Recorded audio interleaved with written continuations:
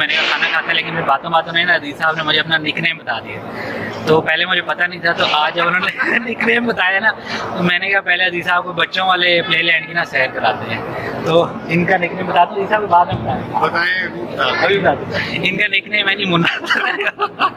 मुन्ने को ना बच्चों वाली गाड़ियों को सैर कराते हैं। तो अभी हम यहाँ पे आए, मेरे बैक साइड पे आप देख सकते हैं,